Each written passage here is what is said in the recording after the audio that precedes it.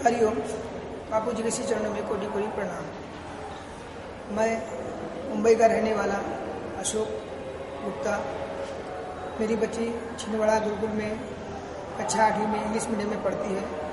सन 2011 में हम अनुष्ठान के लिए हरिद्वार में गए थे। वहाँ पर अनुष्ठान के बाद बापू जी का सत्संग था, उस सत्संग में हम वहाँ गए थे। वहाँ पर हमें बापू जी के गुरुकुल का स्टॉल लगा था वहाँ पर, तो वहाँ पर हम ऐसे पता करते करते चले गए थे कि क्या है। देखा कि स्टॉल लगा, तो वहाँ प्रिया दीदी करके गुरुकुल की जो है दीदी वो थी, उन्होंने हमें कुछ प्रेरणा दिया जिससे हम बापू जी के गुरुकुल में अपनी बच्ची का एडमिशन करा पाए। हम तो नहीं सोचे थे कभी कि हमारी बच्ची भी कभी गुरुकुल में पढ़ेगी। तो हमने सुना था कि गुरुकुल में तो राम पढ़े थे, कृष्ण पढ़े थे। आज बापू जी की कृपा से हमारे बच्चे पढ़ रहे हैं, ये बड़े सौभाग्य की बात है।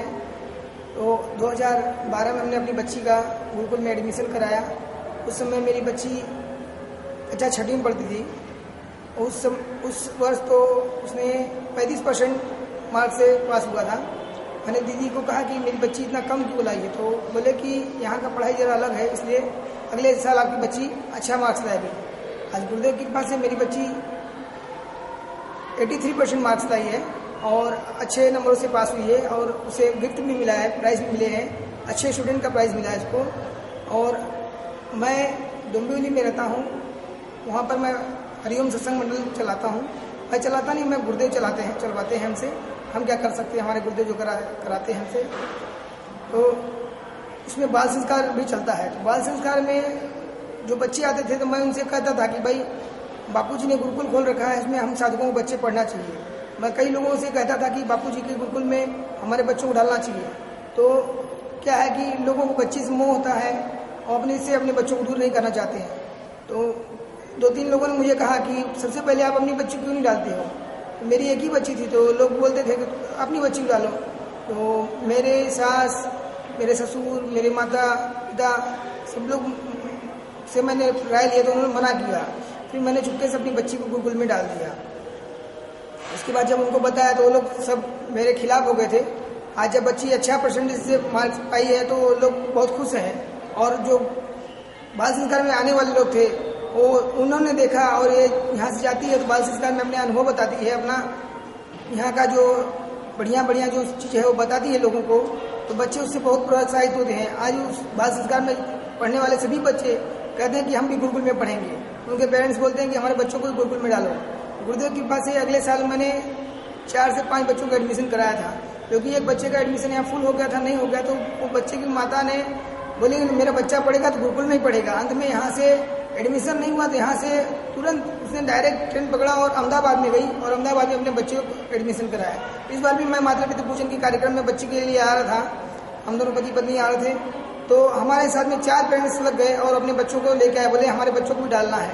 तो फिर वो साथ में आया, उनका भी एडमिशन का हो गया है।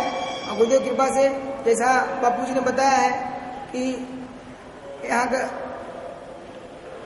कुप्रचारकों ने इतना बापू जी के लिए जितना कुप्रचार किया उसका कहीं ज़्यादा अनुभव हमको यहाँ लग रहा है। आज तो गुरुकुल में फिर भी एडमिशन मिल जा रहा है।